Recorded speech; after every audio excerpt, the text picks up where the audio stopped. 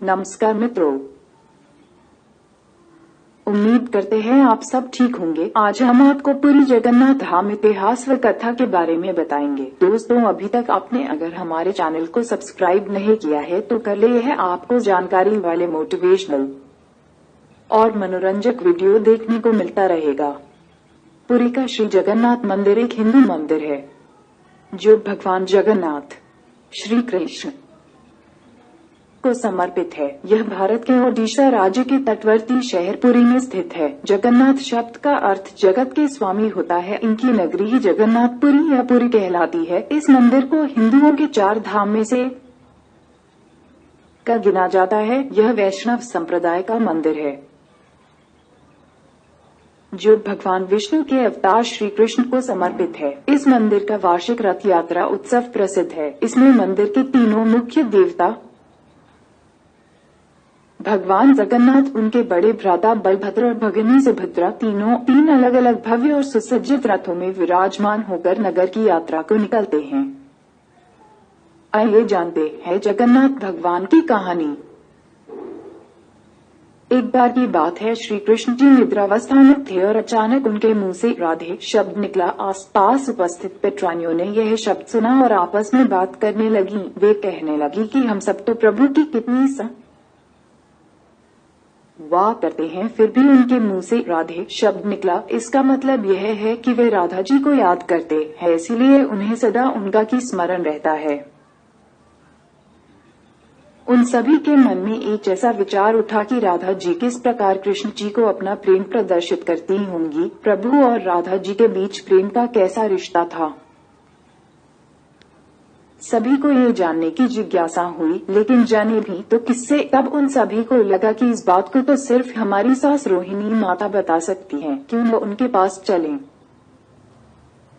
वे रोहिणी माता के पास गईं और बोली कि प्रभु और राधा जी के प्रेम के विषय में बताइए। तब रोहिणी माता ने कहा कि मैं इस विषय को बता तो दूंगी, लेकिन कृष्ण और बलराम को जरा भी पता न चलने देना। अगर इस बात की पर उन दोनों को लग गई तो वे पुनः ब्रज चले जाएंगे। तुम सब उन्हें रोक भी नहीं पाओगी और द्वारकापुरी संभालेगा। तब तय हुआ कि प्रभु की बाल लीलाओं और राधा जी के बारे में सुनने के लिए एक एकांत स्थान चुना जाए और बाहर कोई न कोई पहरा दे। तब सुभद्रा जी बाहर पहरा देने लगी, कथा सुनना आरंभ किया गया। उन्होंने कृष्ण जी की बाल लीलाओं के बारे में बताया। ऐसा लग रहा था कि सचमुच यह सब सामने हो रहा हो। श्री कृष्ण जी की बाल लीलाओं का सभी के हृदय पर ऐसा प्रभाव पड़ा कि सब भाव विभोर हो उठे। सब एक जगह पर स्थित हो गए। तभी अचानक नारद जी वहां उपस्थित हो गए और सदृश्य को देखकर कुछ कह न सके और वे भी श्री कृष्ण जी की बाल्यावस्था की कहानियां सुनकर अपनी सुध खो बैठे। सभी बेसुध थे। तभी अचानक नारद जी को होश आया और उन्होंने श्री कृष्ण जी से कहा कि हे प्रभु, मैंने आज आपके बचपन काल के दर्शन किए। मैं चाहता हूँ कि इस सुंदर दृश्य के दर्शन पृथ्वी लोके पर सभी भक्तों को मिले। आप सदा के लिए यहाँ निवास कीजिए। तब भगवान श्री कृष्ण जी अति प्रसन्न हुए और बोले, तथास्तु, मैं अपने इसी रूप को प्रकट करूंगा, लेकिन आपको इसकी प्रतीक्षा करनी पड़ेगी। तब नारद जी ने कौतूहलवश पूछा कि वह कौन भाग्यशाली होगा जिसे आप दर्शन देंगे। मैं यह जानने के लिए अति व्याकुल हो रहा हूँ। तब श्री कृष्ण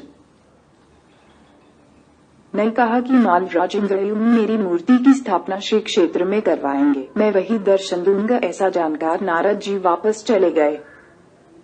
जगन्नाथ भगवान की मंदिर से जुड़ी कथाएं।